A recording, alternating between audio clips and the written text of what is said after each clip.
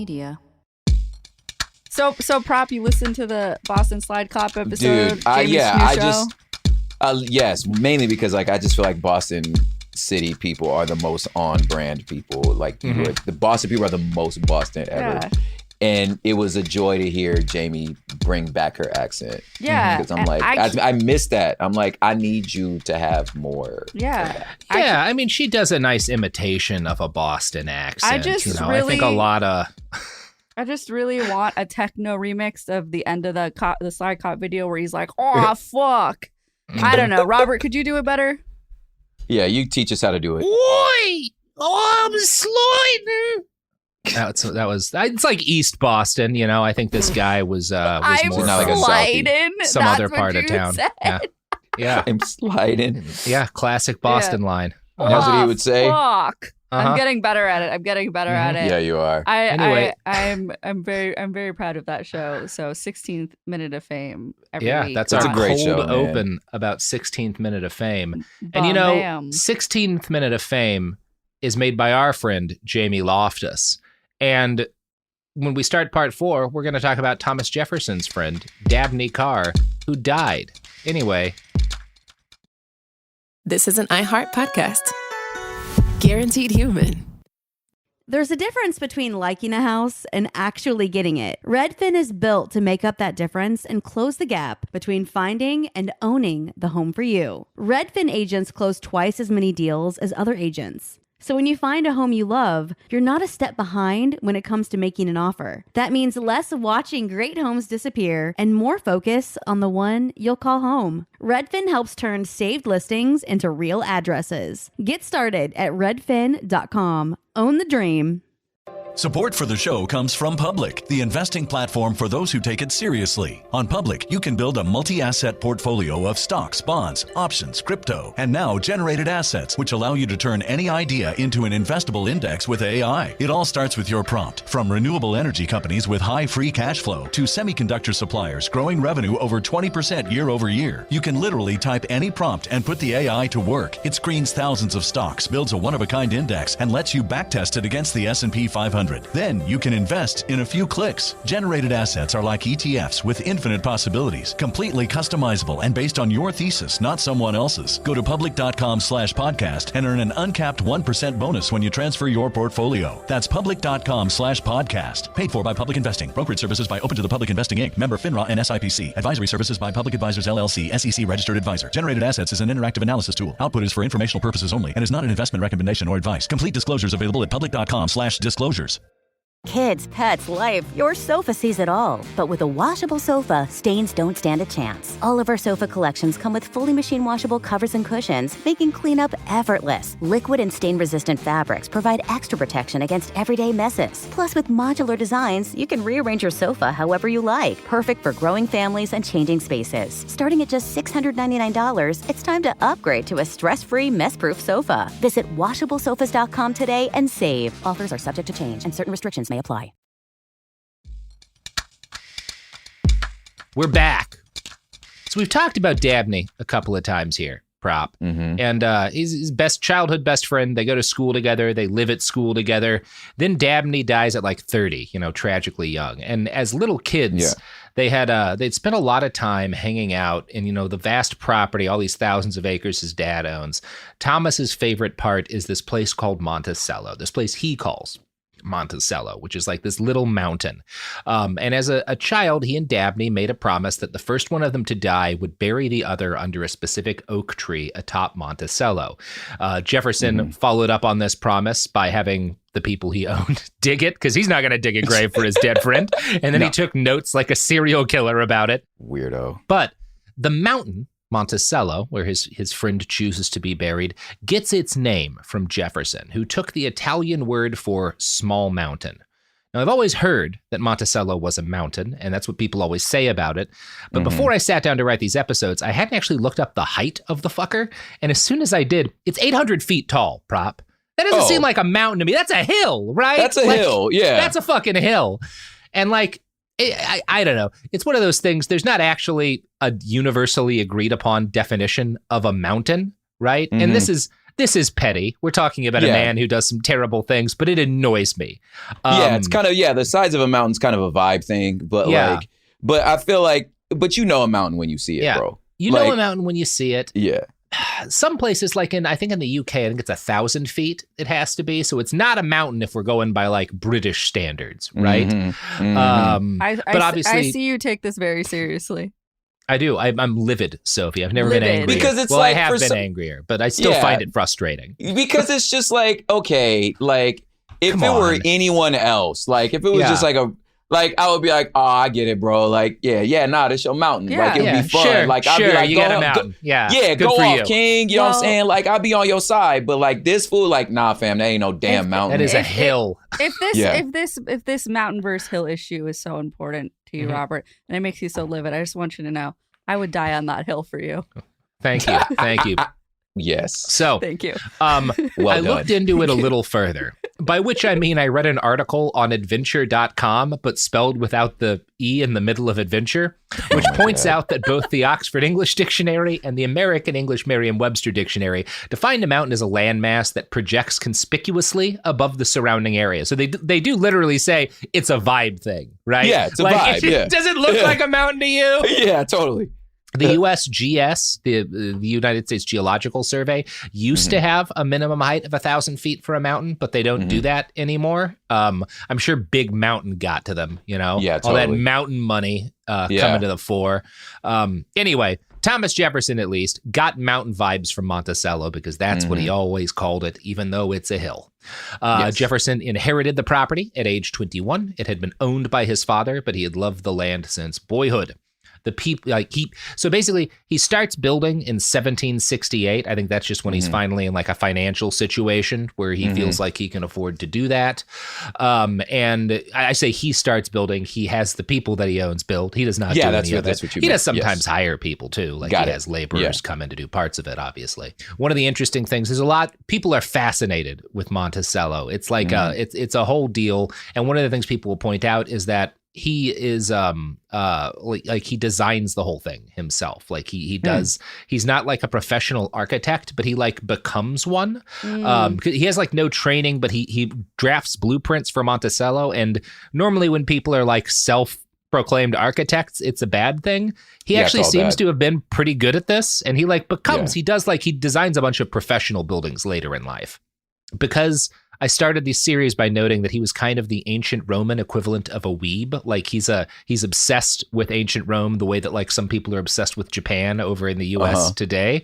So it's based a lot on like ancient Greek and Roman sort of classic designs. And he, this is like, at least in the things that he expresses through his writing, Monticello was like the center of his being.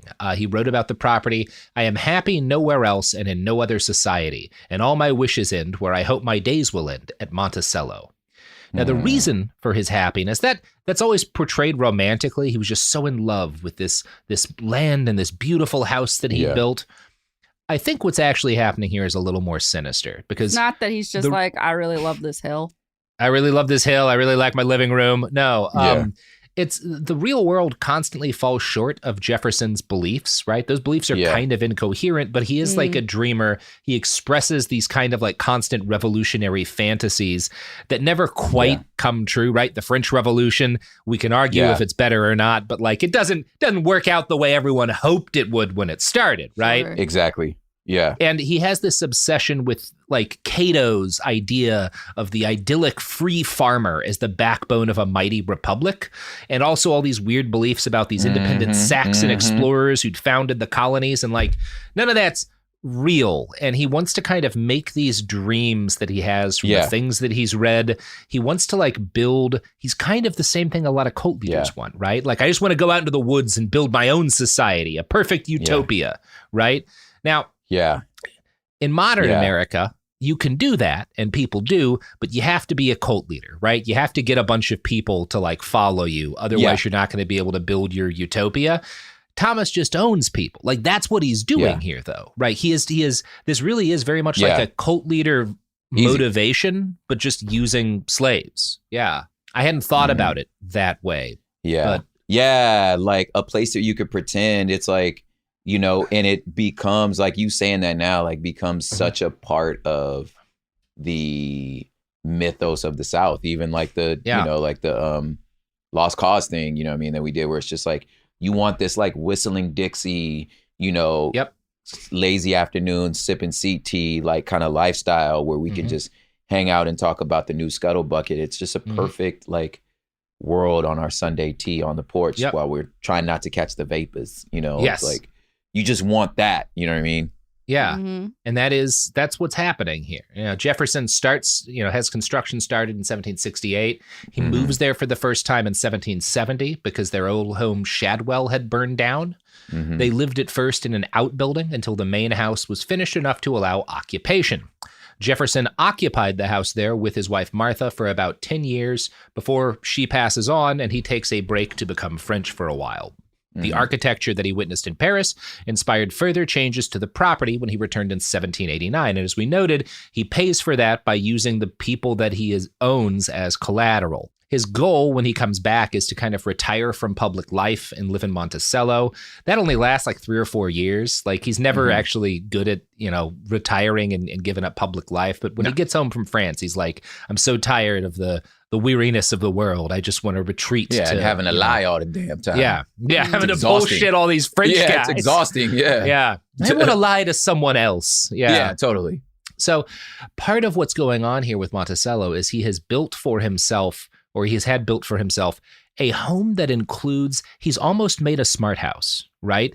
It is filled with ultra modern amenities and a lot of things that you couldn't actually have in a house until the age of like automation and like machines and electricity, using like human beings to actually fulfill that role. And I was unaware about this. People always talk about like what an architectural marvel it is, but like the idea that he has built a slavery powered smart house was not expressed to me. Wow. That's a phrase. That's what it is. I'm going to read you're you right. Yeah. I'm going to read you a quote from the Smithsonian Magazine article by Henry Winesek. The mansion sits atop a long tunnel through which slaves, unseen, hurried back and forth carrying platters of food, fresh tableware, ice, beer, wine, and linens, while above them 20 or 30 or 40 guests sat listening to Jefferson's dinner table conversation. At one end of the tunnel lay the ice house, at the other the kitchen, a hive of ceaseless activity where the enslaved cooks and their helpers produced one course after another. During dinner, Jefferson would open a panel in the side of the fireplace, insert an empty wine bottle, and seconds later pull out a full bottle. We can imagine he would delay explaining how this magic took place until an astonished guest put the question to him. The panel concealed a narrow dumbwaiter that descended into the basement. When Jefferson put an empty bottle in the compartment, a slave waiting in the basement pulled the dumbwaiter down, removed the empty, inserted a fresh bottle, and sent it up to the master in a matter of seconds. Similarly, platters of hot food magically appeared on a revolving door fitted with shelves, and the used plates disappeared from sight on the same contrivance. Guests could not see or hear any of the activity, nor the leaks between the visible world and the invisible that magically produced Jefferson's abundance. He made a Disneyland. He made a Disneyland. Yeah, that's crazy. Like, it's a Disneyland. Yeah. Yeah. It's a Disneyland and it's all powered by slavery. And I didn't, like, I knew that his life, you know, relied heavily on slavery. I didn't realize, like, he built like a magical house. He figured out how to hide them. But you don't even see the people serve because that's uncomfortable, right? It's really awkward to like have to look at slavery and like, like, especially as you're discussing the tenets and the nuances of liberty. Right. You know, so it's like, we can't just be like all out in the open about it. Yeah, you've just got your magical wine box that keeps being filled with fresh bottles. Built in Disneyland. Yeah, kind of, yeah. And in learning this, it kind of brought Jefferson into clarity for me. You know, there's this, how can he write so well about the concept of liberty while still owning people, right? Why did he ultimately fail? It seems like he used to, when he was younger, have some convictions about abolition, and then he failed. Like, why? And it's I think part of it, at least, is because using the people he owned let him mimic aspects of what we would call a first world lifestyle with 18th century technology. Yeah. Right? Like, it's kind of rad. Yeah. Yeah, it's kind of rad to stick a wine bottle into a wall and then a new one comes out. Yeah. And I think that honestly, that makes him more comprehensible because we all know that like shit that's really convenient, you know, like have like Amazon Prime or whatever, right? Yes. Great being able to get a thing the next day and you know why you're able to, right? Yeah, there's a lot of ugliness, right? Access to all of these like wonderful luxury items like comes through a lot of like not just environmental waste that's, you know, we are going to pay for one day, but like a lot of human suffering. And we're all pretty, like I totally love this. And I think this is a big takeaway because it's like, you know, again, like the answer, you know, motivations of stuff. Again, my organizing premise is like history is just us back then. So like the answer is actually as simple and as obvious as it's not a deep mystery. It's this made my life easier. Yeah. And I know it's wrong, but God damn it, I really could use a new pencil holder. So it needs to come right now. Like I can't wait 2 days. It has to come right now. Yeah.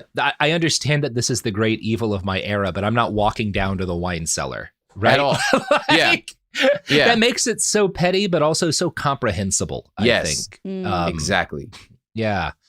Monticello has been a famous property for generations, and its innovative design gets sort of folded in with long-standing myths about Jefferson's genius. A classic example would be this quote from John F. Kennedy during a dinner honoring Nobel Prize winners at the White House. I think this is the most extraordinary collection of talent, of human knowledge that has ever been gathered together at the White House, with the possible exception of when Thomas Jefferson dined alone. And you run into that quote a lot because it's that like Aaron Sorkin era, like American mythos, like our great, like these men were really like Titanic minds. And it's weird both because like, I don't know. I don't see as much evidence for genius as you do. Like, was he a really good writer? Yeah, absolutely. But like, great writer. I don't know, genius. I don't even know if I'd call him a genius writer, right? Like, but more to the point, that's a shitty thing for JFK to say to a bunch of Nobel Prize winners, because the 1962 Nobel Prize winners list included John Steinbeck, who was a better writer than Jefferson. Didn't know that. Yeah. It included Linus Pauling, who had attempted to end the nuclear arms race and made significant progress in doing that. It included Francis Crick, James Watkins, and Maurice Wilkins, who put out a paper describing the helical structure of DNA for the first time. So I actually think that crew is a lot more impressive than the guy who invented a wine cellar powered by enslaved people. Definitely it's like you say that line and then you stop and look at the room like when Thomas Jefferson dined alone. Huh? Mm-hmm. Yeah. You get it? Because he's the smartest guy ever. Because there's nobody else. Get it? Yeah. You guys just figured out DNA. He figured out how to get wine bottles up to his house without looking at people. Listen, he figured out how to hide evil. That's what he did. Top that. Man. Wow. So as it happens, obviously, the whole machine that was Monticello was powered entirely by the work of child slaves in particular. And by powered, I mean, that's what funded his lifestyle in a very specific way. Like that's generally true in that, like that was just a thing across labor, but like specifically young boys are what pay for Jefferson's lifestyle. You get hints of this in more casual popular coverage of Monticello.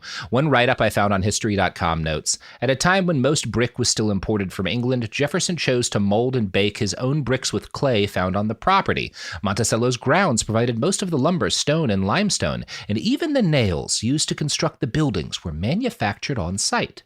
Now, that kind of makes it sound like Jefferson is like a shop local pioneer. He's an off-grid king, right? Like he's built this, wow, they even made their own nails.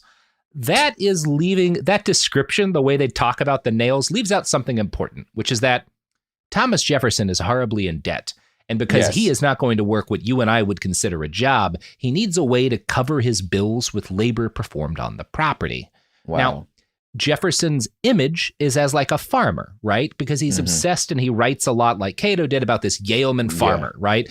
So you might expect him to have made his living by having slaves work his farm and grow crops, which is what I had always assumed, right? He didn't try to do this, but he's a terrible farmer. Like he's dog shit at his job is the business side of this, right? And he's bad at farming. Yeah. Oh, so he out here saying like, I made millions of dollars on my online store and I'll teach you how to do it. Right. Where's your store at? I've never seen your store. Yeah. And if you're making millions of dollars on the store, why are you teaching classes? Yeah. He is the old timey equivalent of that guy sitting in his like garage next to a Lamborghini and a bookshelf being I read a book every day. Yeah. Do you? Yelling at you on YouTube to send him money so he can tell you how to do drop shipping or whatever the fuck. Yeah, basically. Now, so, you know, he does try to make it as a farmer in the business of farming. The first crop he really tries is tobacco. Now, the problem with tobacco is that it's dog shit for the soil, right? If you just are growing a little bit because you want to smoke, you can do okay as long as you like really know what you're doing and like, you know, you understand how to like regenerate the soil and stuff. But like tobacco farming on an industrial level, which is what he and everyone else is trying to do because they want to make money. And this the same thing. Washington does the same thing. A lot of people do, right? The climate is actually changing in Virginia during this period. So like tobacco becomes something that gets done elsewhere. And a lot of them move over to wheat. But the other problem that Jefferson has is that Monticello is, you know, a hill or whatever, but it's like an alpine terrain, right? Yeah.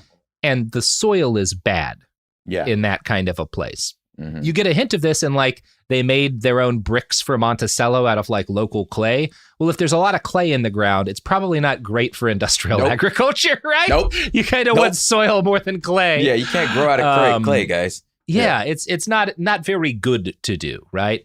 Now Monticello is he could have if this was like, you know, somebody who was just trying to live, you know, off grid or I mean there was no grid back then, everybody lived off grid, but if there's someone who was just trying to like live in an independent farm and like make all of their own food, you could do that because they had enough land there. But Jefferson needs a business that's going to get him out of debt. Right? Yeah. So he gets very excited at first with wheat because wheat is the crop that wheat is in a lot of ways what revitalizes slavery as a profitable industry, right? Because it requires a lot. It's not, for one thing, it's not nearly as bad for the soil, so you can do it a lot more. You can at least have the option of kind of doing it indefinitely without the soil failing if you know what you're doing. It requires a lot less human labor than tobacco, so you can grow more wheat with less people, or as Jefferson sees it, you can free up a chunk of the workforce that you own and have them do other things that make you money, right?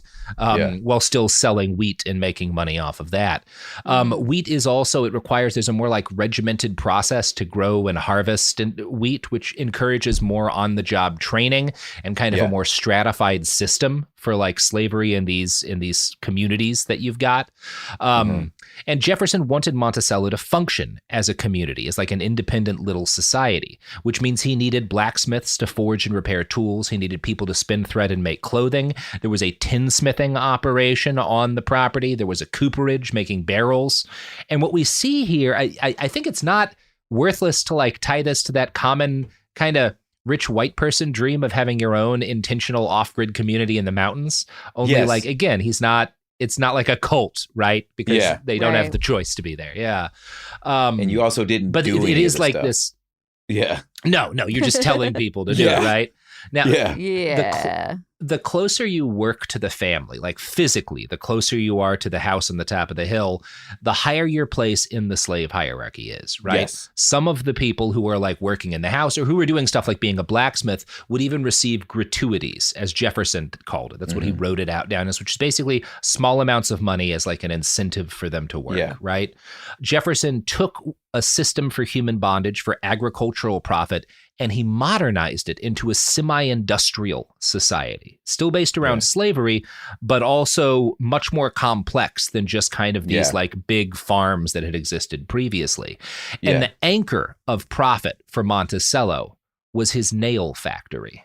That's what makes the money at Monticello, is he has like an industrial factory for producing huge quantities of nails. Wow. And the best people to make nails are little kids. Oh no! Part of why he lands on nails as a profit engine is that in the tobacco era, large numbers of children were needed in the field because their tiny hands could kill the bugs, right? Like there was a lot of child labor that was necessary for tobacco. It's really not for wheat, but obviously Jefferson isn't going to let all this perfectly good child labor go to waste. He's not excited about this because, like, oh, good, these children get to have a childhood. He's excited because, oh, I can work them in something more profitable, you know? Oh, hell yeah. Yeah, exactly. In his farm book, Jefferson writes this to describe the standard plan for the children born into his property. Quote, children till 10 years old to serve as nurses. From 10 to 16, the boys make nails, the girls spin. At 16, go into the ground or learn trades. Oh, sheesh. And it's, all this stuff in the farm book is a big part of what Winesek based his book Master of the Mountain on. We had a lot of this info about how he's using these, like this child labor system that he consciously crafts for profit, and it gets hidden. Like one of his biographers, basically, he doesn't destroy the work, but he just doesn't write about it when he's like analyzing the farm book for a biography on Jefferson. He like a conscious choice is made by a lot of historians just to not go into as much detail as we actually had about what Jefferson was doing at Monticello because it's ugly. Yeah, they're so precious about it. Yeah, like I'm telling you, they're just precious about him specifically. It doesn't quite make sense, right? Like, why is he the equivalent of the white boy of the month on TikTok, but for all of America indefinitely? Yes. I think the way they want to portray him is like, I keep going back to an artist, but like a great musician with a heroin problem. That's how they want to portray him as like, well, he was a genius. He was brilliant. He has this fatal flaw, you know, and like, that's tragic, but it doesn't mean that, you know, he didn't do a lot of great stuff. Yeah. But like, you know, heroin, it could be bad for you, but like you're not harming other people in a way that is evil necessarily. I mean, you can, but like, multiple families come on. Yeah. Like you can destroy, like fundamentally you're damaged. And that's kind of how they treat it. Like, he had this thing that was like this fatal flaw where like, no, the man built his own industrial society around child labor for profit. Like, that's what he did. He knew exactly what he was doing. And he documented it. Yeah. Now, in that line, he said that, like, once everyone's 16, they go into the ground or learn trades. Going into the ground means you're on the lowest rung, right, of the hierarchy. You're working in the field, right? Yeah. And learning a trade, as I said, is like your best path if you're one of these people to like some kind of autonomy, right? Because the blacksmith, you kind of just need to let him be the blacksmith, right? You know? Yeah. So if you were a boy, before you had a chance to do either of those things, you worked in the nailery, right? You made nails. And that quote I read earlier makes it sound like the nails are just kind of part of Jefferson's plan for a self-sufficient community. But the reality is that they are where his money is coming from for quite a while. They're the most successful profit-earning business in Monticello, and alone paid for all of his family's food. The nailery opened in 1794, and in a 1795 letter, Jefferson explained his reasons for starting it in a letter to a French friend. In returning home after an absence of 10 years, I found my farm so much deranged that I saw evidently that it was necessary for me to find some other resource in the meantime. I concluded at length to begin a manufacture of nails, which needs little or no capital, and I now employ a dozen little boys from 10 to 16 years of age, overlooking all the details of their business myself and drawing from it a profit on which I can get along until I put my farms into a course of yielding profit. Two things I never thought about is, nails have to be made. And you just go to the store and get nails. Like, I forgot about that. There's that. And then secondly, I was like, what was his farm doing for the 10 years he was gone? That was another thing I didn't think about till right now. Like, what, like, who was, is there any writing on that? Who was there? Like, and why didn't everybody leave? Like, Well, we'll talk about that. He has white people who are employed as overseers who he is. Some of them are like kind of business partners of his, but like as part of their job in like being a partner, they get a cut of like the profits from the wheat or whatever. But they also have to manage the overseers who live on the property and are responsible for keeping everybody in line. Overseers. Right. Yeah. You knew that propaganda. Overseers. Yeah. And we'll talk a little bit more about that later because we have some of his letters to his overseers while he's in Paris. So we actually know when he's talking about liberty, some of the things he's directing them to do, and they're pretty ugly. Yeah. But the other thing he's doing I'm teaching these French. Let's get this ad on. Yeah. Let's get this ad break. You know, I don't know. I don't have a good way to lead into the ads. Just listen to the ads, and we'll come back and talk about nails and crimes against humanity. Support for the show comes from Public, the investing platform for those who take it seriously. On Public, you can build a multi-asset portfolio of stocks, bonds, options, crypto, and now generated assets, which allow you to turn any idea into an investable index with AI. It all starts with your prompt. From renewable energy companies with high free cash flow to semiconductor suppliers growing revenue over 20% year over year, you can literally type any prompt and put the AI to work. It screens thousands of stocks, builds a one-of-a-kind index, and lets you backtest it against the S&P 500. Then you can invest in a few clicks. Generated assets are like ETFs with infinite possibilities, completely customizable and based on your thesis, not someone else's. Go to public.com/podcast and earn an uncapped 1% bonus when you transfer your portfolio. That's public.com/podcast. Paid for by Public Investing. Brokerage services by Open to the Public Investing Inc. Member FINRA and SIPC. Advisory services by Public Advisors LLC, SEC registered advisor. Generated assets is an interactive analysis tool. Output is for informational purposes only and is not an investment recommendation or advice. Complete disclosures available at public.com/disclosures. Time for a sofa upgrade? Introducing Anabay Sofas, where designer style meets budget-friendly prices. Anabay brings you the ultimate in furniture innovation with a modular design that allows you to rearrange your space effortlessly. Perfect for both small and large spaces, Anabay is the only machine-washable sofa inside and out. Say goodbye to stains and messes with liquid and stain-resistant fabrics that make cleaning easy. Liquid simply slide right off. Designed for custom comfort, our high-resilience foam lets you choose between a sink-in feel or a supportive memory foam blend. Plus, our pet-friendly, stain-resistant fabrics ensure your sofa stays beautiful for years. Don't compromise quality for price. Visit washablesofas.com to upgrade your living space today. Sofas start at just $699 with no risk returns and a 30-day money-back guarantee. Get up to 60% off, plus free shipping and free returns. Shop now at washablesofas.com. Offers are subject to change and certain restrictions may apply. Flag football is exploding, and iFlag is leading the way. As the Guinness World Record holder, iFlag hosts premier flag football tournaments nationwide for boys, girls, high school girls, and adults. From first-time players to elite competitors, iFlag delivers top-level competition, unforgettable experiences, and a community built around the game. Ready to be part of it? Join the movement. Find your tournament and learn more at iflag.org. That's iflag.org. And we're back. So Jefferson is managing, Monticello from Paris, as we talked about, through like letters and stuff that he sends back. And the other thing he's doing in Paris is he's spending shitloads of money and going even more into debt because he is just not actually capable of living on like a normal allowance, right? Yeah. Like, again, for all of his talk about like autonomy and self-discipline, he's never able to like live within his means, which is, I always find funny.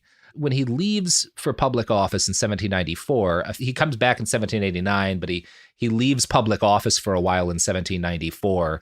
Jefferson is horribly in debt, right? Like he doesn't, he goes even more into debt in France, and he doesn't get out of it in those like 5 years where he's back in the US, but he's still kind of like working in politics. And around that time, Jefferson states publicly that he wants to retire. And he kind of frames this as like, I need to get away from Washington. I need to get away from like this cutthroat political world so that I can be a farmer. And he kind of compares himself to Cincinnatus, who is this. Have you ever heard of Cincinnatus, Prop?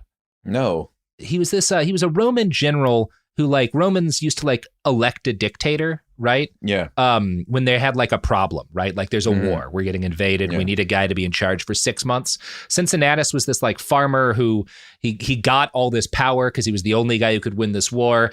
And then he gave it all up because what he really wanted to be was a farmer. That's what he loved more than anything. And I actually, that may actually be what Cincinnatus did, but Jefferson likes to compare himself to Cincinnatus. Yeah. Whereas like, no one needed you in DC, bro. Hey, and bro. like, by the way, you good. suck at farming. The game needs me, guys. Like, yeah. It doesn't. Yeah, if Cincinnatus couldn't grow shit. Yeah, how about that?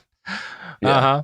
Now, the real reason why he like basically goes into retirement is that he needs to get a handle on his debts. He talks to his colleagues in Washington about like, I actually can't keep working in politics. I really got to like fix Monticello. Like otherwise I'm going to lose everything.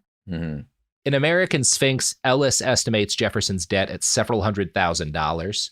Now, this was a common state of affair for wealthy, quote unquote, wealthy Virginia planters, right? But it's embarrassing, too. And Jefferson attempted to defray his responsibility for his bad economic situation by blaming his overseers for not hitting the workers enough. Now, it's such a... Oh, my... Continue, but it's All right. It is. It's such like a... No, it's not that, like, I'm planning things badly. It's not that I picked a bad location for a working farm, right? Like fundamentally, a lot of this comes down to Monticello is a bad place to do what he's trying to do. Yeah. But like, he can't accept any of that. So he's got to find someone to blame. And it's like, well, my overseers aren't strict enough. You know, that's got to be what's causing the problem. Nobody ever taught him location. No, it's just fucking, you just, it's middle management, these managers, they don't want to work. Did you hire all them? Was that, you hired them all, right? This year? Yeah. And then, so this is entirely you. Yeah.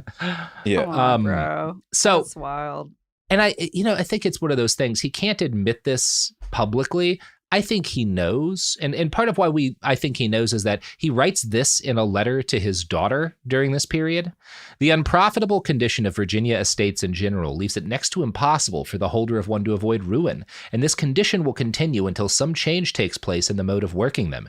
In the meantime, nothing can save us and our children from beggary but a determination to get a year beforehand and restrain ourselves vigorously to the clear profits of the last. And I find that fascinating because he's admitting, well, it seems like none of these big Virginia farms that our whole culture is based on, these huge plantations, basically none of them work, right? None of them can like actually make a profit. We're all horribly in debt and it's getting worse every year. Maybe our whole culture is wrong. Maybe we built a bad society. He's like, no, we need more financial discipline. Yeah. You're not like, I don't know, guys, maybe this ain't working. Yeah, maybe we built a bad civilization and we should start over. I love it. Maybe without the slaves. I hate it, but I love it. Yeah. So he refused to actually live within his means, and he refused to sell his lands past a certain point because he saw his land as his only real wealth, and that's what he was going to pass down to his kids. He did attempt to make a business out of wheat, but he was dog shit at this, just like he was dog shit at everything he tried to do with farms. Jefferson actually operated 7 farms on his vast holdings, but only about 10% of the acreage he owned was actually under cultivation. So when he hit upon nails as a business, he treated it as a life preserver, making it the focus of his day-to-day exertions. This passage from American Sphinx describes how much of a personal focus Jefferson made of his new nail business. Quote, every morning except Sunday, he walked over to the nailery soon after dawn to weigh out the nail rod for each worker, then returned at dusk to weigh the nails each had made and calculate how much iron had been wasted by the most and least efficient workers. Isaac Jefferson recalled that his former master made it clear to all hands that the nailery was a personal priority and that special privileges would be accorded the best nail makers. He gave the boys in the nail factory a pound of meat a week. He gave them that worked the best a suit of red or blue and encouraged them mightily.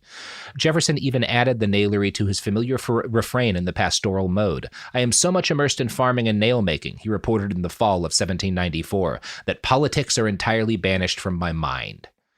Now, this is not, I think it's worth emphasizing, like a tiny picturesque blacksmith shop. This is a little factory, right? Yeah. It is dirty and it is loud and it is maybe not dangerous compared to the work most adults were doing, but it is very dangerous work for children, right? Yeah. Like, it makes money though, right? Like, it's actually very profitable. And this is kind of another example of him being a hypocrite, because he writes a lot about like industrialization and like what's happening in back in Great Britain during the early Industrial Revolution is like hideous.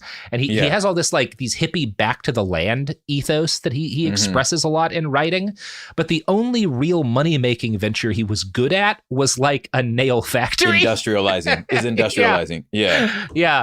A child-powered nail factory. Yeah, bro. Like, come on, man. Where's your self-awareness?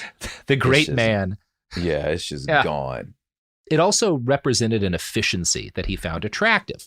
He seems to have been bothered on some fundamental level by the idea that enslaved young boys would spend their time idle, having like a childhood or whatever. He wrote that the nailery made him happy because, quote, it would employ a parcel of boys who would otherwise be idle. That Ellis quote I included earlier includes a line about how he would reward his best workers with extra meat, better clothes. But Winesek points out that he really treated them as part of like a mechanism by which he managed his society. Like this is a machine to him. That's what's happening here. Quote, those who did well received a new suit of clothes, and they could also expect to graduate, as it were, to training as artisans rather than going in the ground as common field slaves. Some nail boys rose in the plantation hierarchy to become house servants, blacksmiths, carpenters, or coopers. So you stratify the slaves in a way that pits us against each other. Mm-hmm. And then you're fighting for scraps. Yeah. You're doing like there's that version of it, the evil version, and there's also the fact that like you are using this almost as a training program to fill out positions in the rest of the property, right? Like, and that's part of what attracts him. It's so efficient, like this whole this wheel by which he No, I get it. These are transferable skills, that if he were a decent man would be like, I'm giving you job training so you can go anywhere. You know how to make, you know, black, you can go anywhere and get a job. You know what I'm saying? Like, but that's not what you're doing because you can't go anywhere. Yeah, that is right. So 2 months after starting the nail factory, he wrote that it, quote, now provides completely for the maintenance of my family. The first 2 months of labor by his nail boys paid for the entire yearly grocery bill of Jefferson's family, right? That's how big a deal this is for him. In 1796, his gross income from nails was like $2,000, which is, pretty good money back then. Yeah. His main competitor, this says a lot, was the local prison. Oh my God. Yeah. Hold on. Wow. Hold on.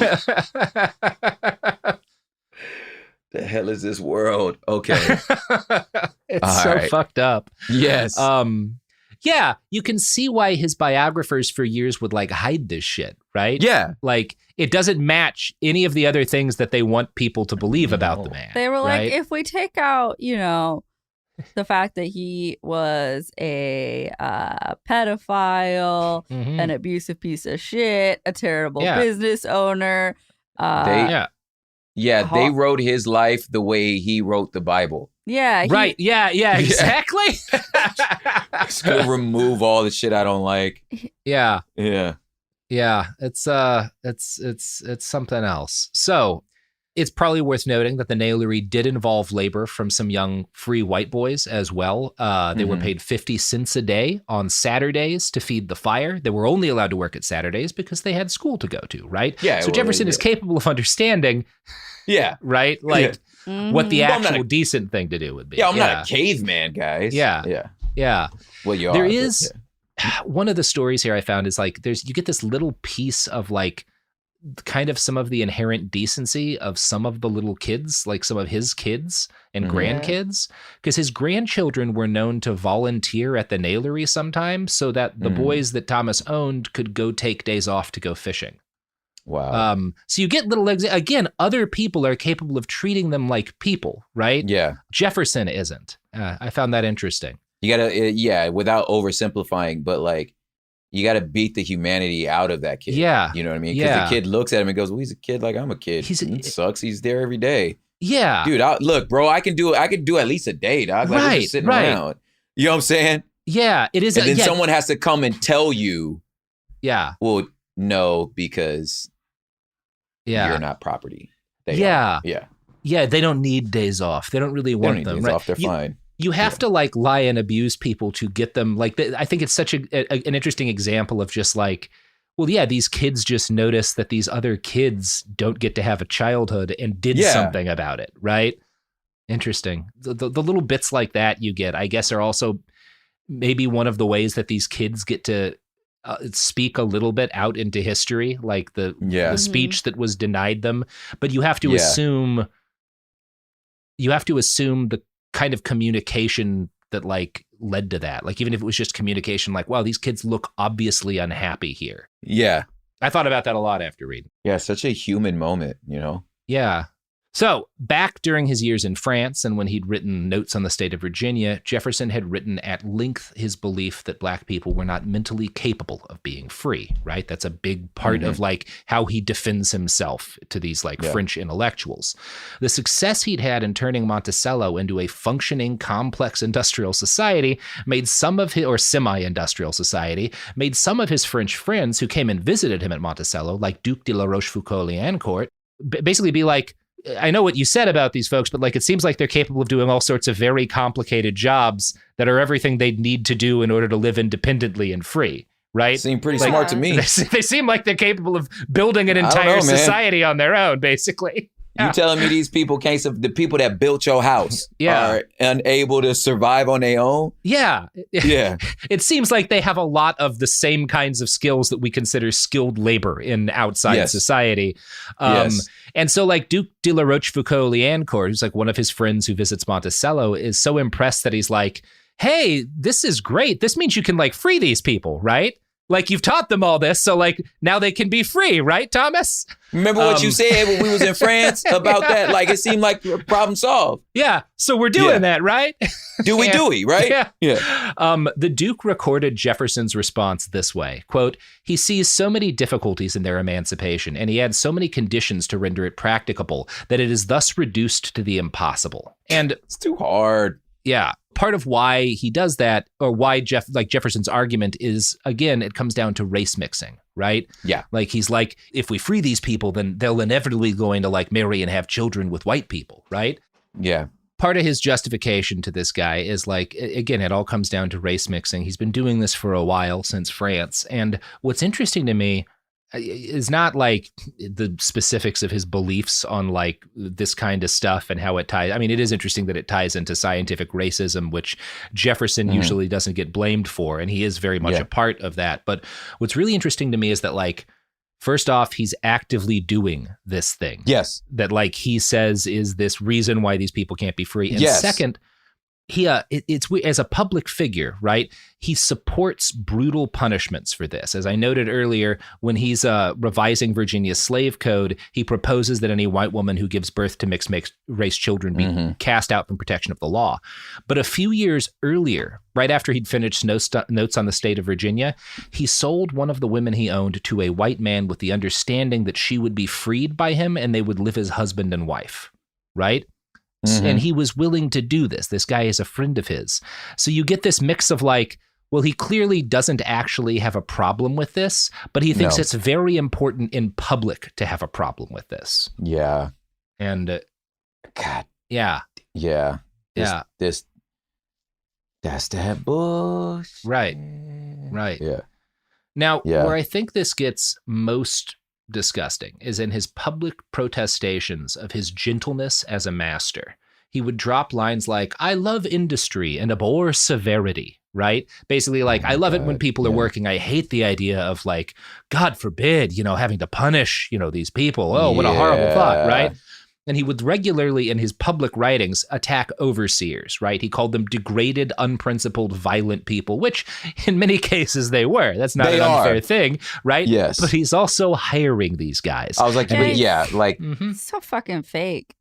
Yeah. Yeah. This is it. You're now like this the Thomas Jefferson I know. Yeah. You know, just like about the whole, miscegenation. And then like, we're all like, nigga, you have like 29 black children. Like, what are you talking about? And it also brings up an interesting point about how like, there was a time that like having a mixed relationship was an act of protest. Yeah. That's like such an interesting moment where it was like, no, this is me being a part of the revolution. Such a weird position to be, it's just, wow. I don't know. I just think about that stuff.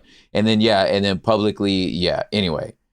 Yeah. Like just, that's that bull. And then, and the overseer thing, this like, of the many things that are so infuriating, it's just like, not only are you calling yourself a farmer who don't do no damn farming, you know what I'm saying?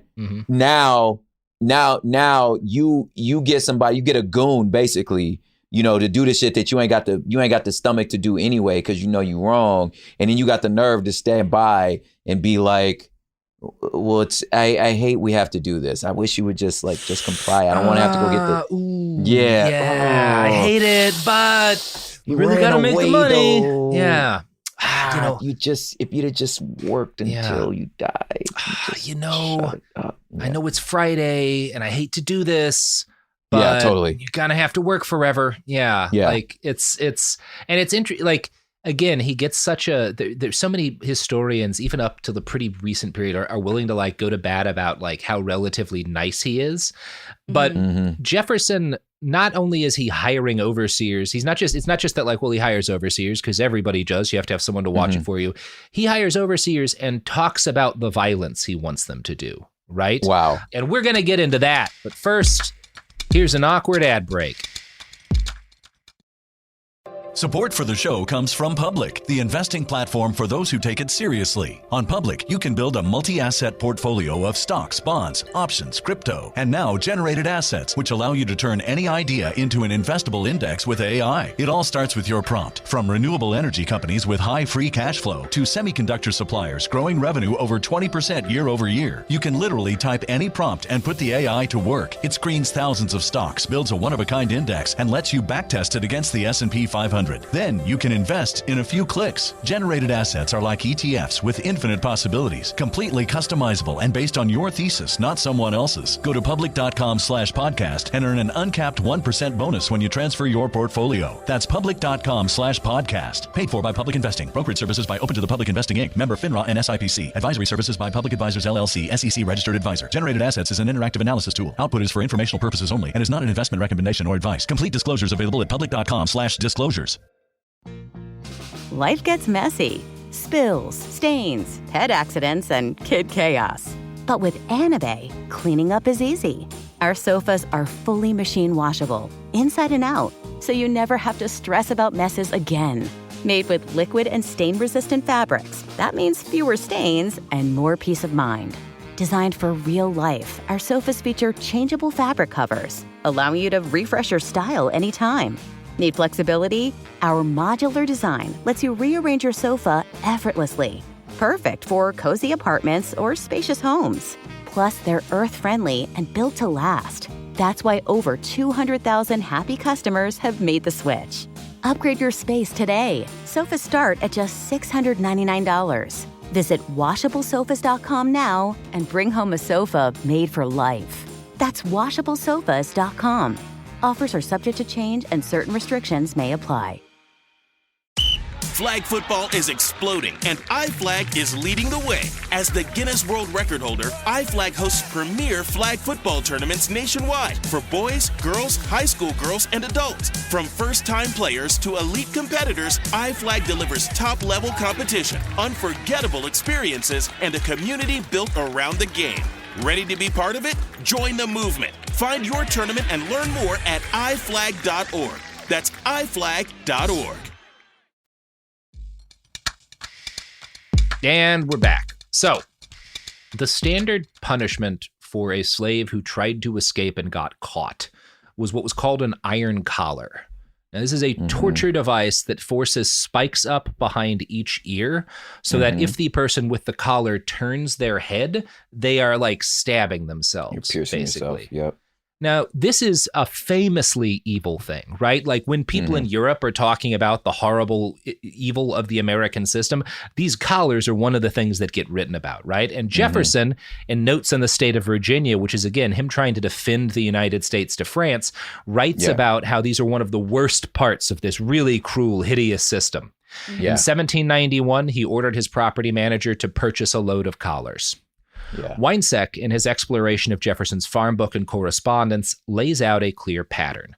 Jefferson often says the right thing, or at least the less cruel thing, but then acts with as much cruelty as any other master. He cites a 1792 letter by Jefferson to his executive overseer, Colonel Randolph, about replacing a retiring overseer and the need to balance cruelty and goodness.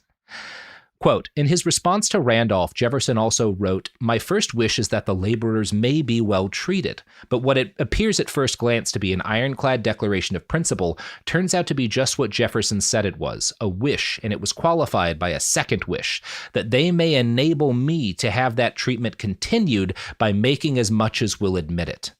You see what he's saying there? Like, I want to treat them well, and I hope they make me enough money that I don't have to have them beat. Yeah. Right? Like, that's what he's saying, you know? Yeah. Look, dude, nobody, I don't want this. Yeah. But like, if you, like, basically you're choosing it. Like, if you choose not to, like, it's your choice. Like, you're choosing not to be compliant and work hard. Look, if the system works, if you work the system, just. Right. Yeah. Yeah, that is exactly like, what he's saying here. I'm going to continue that quote from Weinsek's book. First, this was Jefferson's contract with the slaves. I wish to treat you well, but if you do not produce enough, there will be harsh measures. Second, it was Jefferson's contract with himself. Having made this mental compact with the slaves, he could absolve himself from blame for anything unpleasant. The slaves were at fault, right? So he's doing this, he's expressing this because that way he can be like, well, we have this agreement and you guys didn't make enough, right? It's not me having you punished, you know? There's his through line. His through line is, it's all clear now. His through line is, I'm going to find a way to absolve myself. Like, whatever we're doing, no matter what it is, I'm going to provide myself an out. And that's what he continues to do, like, as a politician, as a farmer, as a husband, as a father. And now in this context, it's like, he's always finding himself an out. Right. Damn. Right. Yeah. That's the guy. Yeah. Now, that's that guy. All of this, if it can be made more infuriating, it is made more infuriating by the reality of Jefferson's correspondence with a man named Benjamin Banneker. Have you heard? You know who I'm about to talk Benjamin about. Banneker. Yeah, come on now. Yeah. Banneker was born to, we're not entirely certain, but probably was born to two free black parents in Maryland. Yeah. He was educated as a child. He's taught to read. He's taught arithmetic, and he inherits some land, which he farms with considerably more aptitude than Thomas Jefferson ever farmed anything. Right? Yes.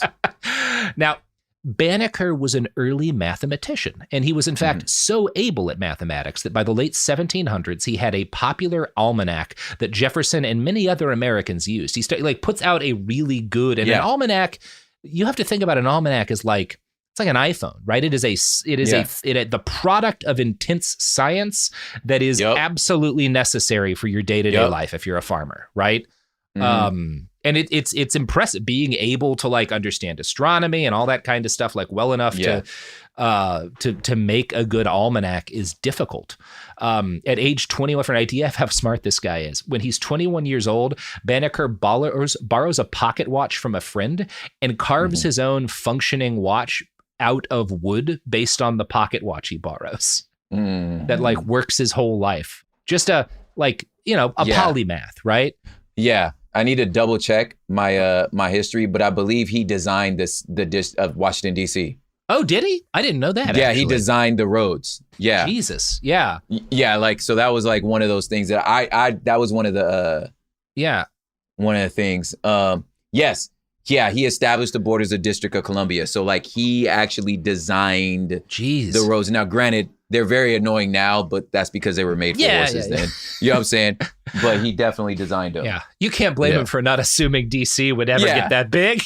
Yeah, of course. Yeah. So Jefferson had cited, if you remember back to, I think, our second episode, he had cited some of his evidence and notes in the state of Virginia when he wrote out, like, here's why I think white people are superior. One of it was that he hadn't run into a black man who knew Euclid, right?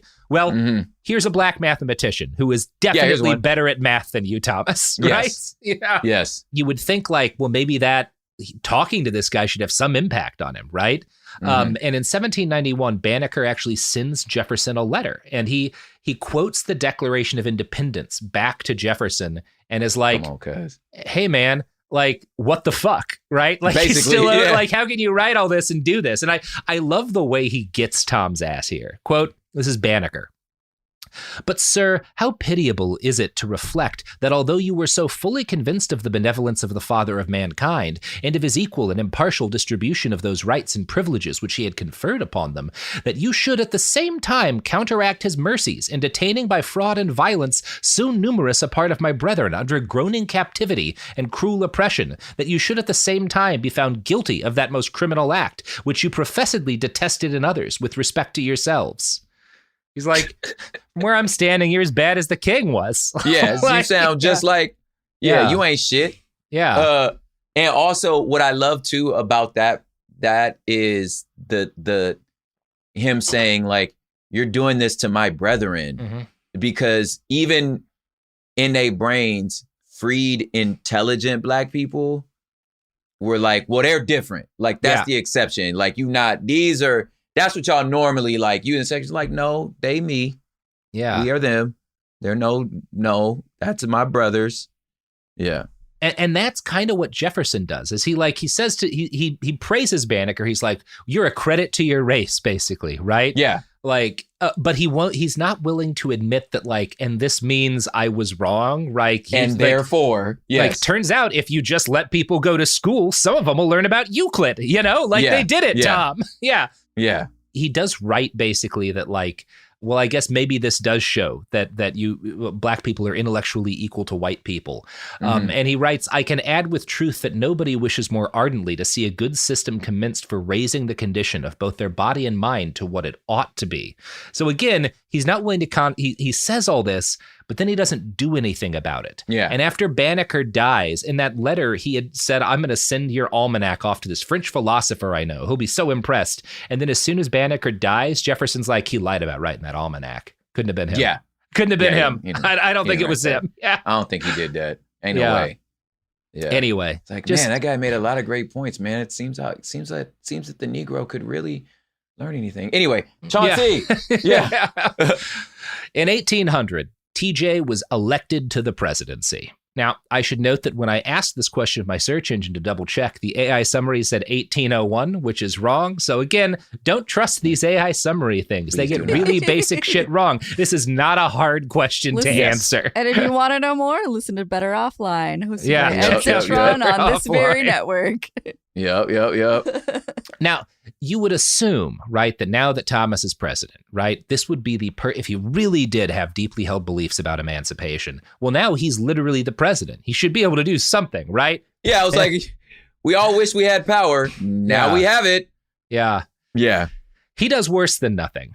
So Jefferson is a Francophile, right? Really loves France, really loves the French, and he loves the French Revolution. And, being that guy, once he becomes president, he is happy to be approached by Louis Pichon, the charge d'affaires of the French Republic, which talked a good game about liberty, but was also at that point in the process of trying to crush the first successful slave rebellion of the modern era in Haiti. And this is when Napoleon is running things. Yeah. And at this point, it's not Haiti, it's Saint-Domingue. Now, that successful revolution had as its most prominent leader one of the most impressive men of that century, Toussaint Louverture, right? Now, Pichon wanted to know what the third president would do if France sent its army to Saint-Domingue. And here's how Thomas Fleming, former president of the Society of American Historians, describes his response. Jefferson's reply exceeded Pichon's most sanguine hopes. The new president urged Pichon to tell his government that America was eager to help restore French rule in Saint-Domingue. He was pleased that France wanted to send an army to crush the black rebels. Nothing would be easier for us than to furnish your army and fleet with everything and to reduce Toussaint to starvation, Jefferson said. Damn. So, again, this guy who's like, the inevitable world revolution for liberty has started. As soon as the Haitians overthrow their slave masters, goes, well, yeah, we got to starve those people to death. Well, right? That's different. Yeah. Yeah. We got to starve the shit out of them. Yeah, and that's around the corner. Like, that's cool. We could send them down there. That's easy. Be easy as hell for us. Yeah, we got lots of boats. So I should note that while the story of the international community fucking over Haiti is a long one. That's why we've done several episodes on it. Yeah. The French do capture Toussaint. He dies in captivity. But their whole army is either, a lot of them die by rebels. And I think most of them, it's just the yellow fever, right? Right. Anyway, it does not go well. They do not you're take not made back for the control. Southern Hemisphere. Yeah. But their attempt is so brutal that in the wake of their failure, a rebel general named Jean-Jacques Dessalines massacres every French white person he can get his hands on and makes himself the new ruler of what he starts to call Haiti, right? So thanks for that, Thomas. Great work. Now, Jefferson had often expressed his terror at the inevitability of a race war if emancipation didn't proceed on very specific, ever-shifting lines. The reality, and I think that's why this story is worth telling, part of why, obviously it's worth telling for a lot of reasons, is that Jefferson himself provoked a race war by betraying his own stated revolutionary beliefs the instant a group of slaves frees themselves and tries to start a republic. Yes. Yeah. That guy. Yeah, that guy. So people might get frustrated that we're not really going to cover his presidency in detail, his beliefs about manifest destiny, his role in the ideological underpinnings of U.S. colonial expansionism, because, again, there was just so much to say specifically about Jefferson and slavery, and I really wanted to keep us focused on that. I do think there's one more aspect of his president or of his life as it relates to slavery that is worth discussing, and this brings me to a guy named Edward Coles. Okay. Coles came from old money, a family with a pedigree at least as impressive as Jefferson's own. Like Thomas, he inherited land, and eventually he inherited a bunch of human beings. Like Jefferson, in his youth, it became clear to him that slavery was evil and the system had to be destroyed. Unlike Jefferson, Coles actually believed this. He was influenced by the death of George Washington, who had come to similar conclusions about slavery and wrote in his will that his domestics should be freed after his death. Now, the reality is that only about half the people held at Mount Vernon got freed in relatively short order. About half of them were slaves in many cases for decades afterwards. But it would be accurate to say that Washington was more committed to emancipating the people he owned than Jefferson would prove to be. Yeah. That said, for the purposes of what Coles sees as important, it's that Washington is seen as having made a real commitment to emancipation, right? So when his own father dies, Coles tells his family right away, I'm going to free all of the family slaves. His family calls this folly and attacks him for giving up the comforts his parents had worked so hard to gain. He's going to piss away our inheritance. Yeah, it is. That is exactly how they talk about it. Now, this was such a problem that his brother, who had been Thomas Jefferson's personal secretary, gets Coles a job offer from the next president, James Madison, as his private secretary. Coles decides he's going to turn the job down because he really wants to make emancipating all of these people he's inherited a priority.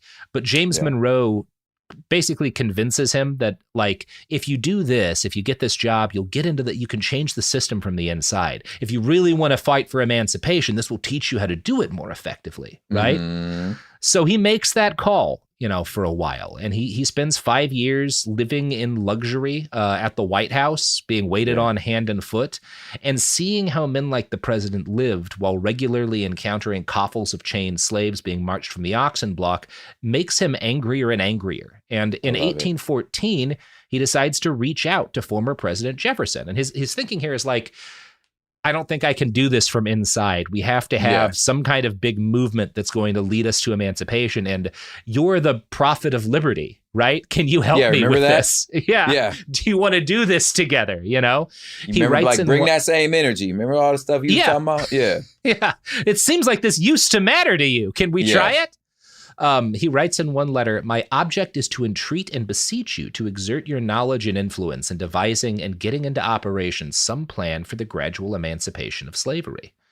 Coles wanted Jefferson to help him write a general emancipation plan for Virginia and introduce it to the state. Yeah. Jefferson gave him a semi-polite fuck you, saying slavery's bad, but just that too many Americans, you and I get how evil this is, but there's just too many people who don't get it, Particularly, who was really to blame? It's the young people, They don't really love liberty the way my generation did. The kids don't believe disappointing. It, yeah, disappointing that they don't like liberty the way I do. And it was it's on them anyway. Remember that's what you said last time. It's man, our kids will figure it out. But they don't love liberty. Yeah, it is. He does kind of start that ball rolling too. All of our great democratic traditions. Fuck them kids. Fuck them kids. That's what he should. That should be the T-shirt. Thomas Jefferson. It was some fuck them kids. Yeah. Now, at the same time, he argued that the fight for emancipation was the responsibility of the young. He's just too old and tired to do it now. Coles was left alone. And to his credit, he's like, eventually like, well, okay, I guess I can't do this, right? I can't make the country fix this problem. So you know what I am going to do is not be a fucking hypocrite. And he takes the 17 people he owns and he purchases like 160 acres for each of them, along with a bunch of farming equipment, and sets them all up independently on free farms. Let's go. He actually does the thing. Dude, so, it was already a nail. Like your first nail in the coffin is when the guy goes, well, no, take the job because you can change him. You could work from within. You could be the adult in the room. Like, listen, guys. Yeah. I don't work, fam. Yeah. You can't sway an institution like that. Yeah. And he does eventually like do the right thing. So that's nice. Another one of Thomas Jefferson's friends was the Revolutionary War hero Thaddeus Kosciuszko, who leaves Jefferson. This is one of his friends who becomes an abolitionist, right? And he's frustrated that Jefferson, Jefferson's always got these excuses. And so when he dies, Thaddeus is like, here's 20 grand. Here's a bunch of money. You can use like half of it on your own debts. Use the rest to free your slaves and buy them land and equipment for them to farm, right? I'm giving you the money. And this will even solve a bunch of your problems, right? Damn, I'm giving you the bread. Yeah. Like, I'm putting my money. Look, man, I'm a pony up. Yeah. No excuse, bro. Yeah. Yeah. And he makes Jefferson the executor of his will. So it should be Jefferson's job to do this. Jefferson refuses. He just doesn't do it. He doesn't take the money. Yeah. Mm-hmm. From Master of the Mountain, quote, if Jefferson had accepted Kosciuszko's bequest, as much as half of it would have gone not to Jefferson, but in effect to his slaves, to the purchase price for land, livestock, equipment, and transportation to get them started in a place such as Illinois or Ohio. Moreover, the slaves most suited for immediate emancipation, smiths, coopers, carpenters, the most skilled farmers, were the very ones whom Jefferson most wanted to keep. He also shrank from any public identification with the cause of emancipation.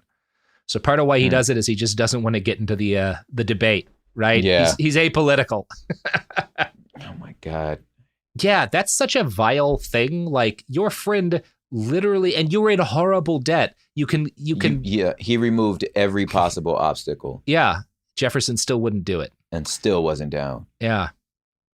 Thomas Jefferson died July 4th, 1826, leaving a debt of more than $107,000 for his children to manage. Monticello never became an engine of profit, at least not one that could generate enough money to cover the interest on his debts. He died delusional, sure a public lottery would be created to pay for his daughter and her family to keep Monticello and his slaves. But within a year, his descendants had sold the land, everything inside the house, the famous house itself, and 130 human beings. Only 7 of the people that he'd owned were freed, and only 5 of those people were freed by Jefferson in his will. And again, Washington, who's not at all a saint here, frees about half of the people at Mount Vernon. So even by that standard, not a great guy. No. Yeah.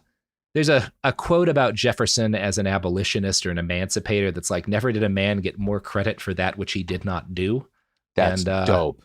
Yeah, that is a dope quote. Yeah. Yeah. Never did a man get more credit for something he ain't do. Yeah. God, dog. Yeah. Well, Prop, that's the episodes. All right, man. I'm glad it's as dead as he is. Yeah. Yeah, that's kind of where I stand. Yeah. Yeah.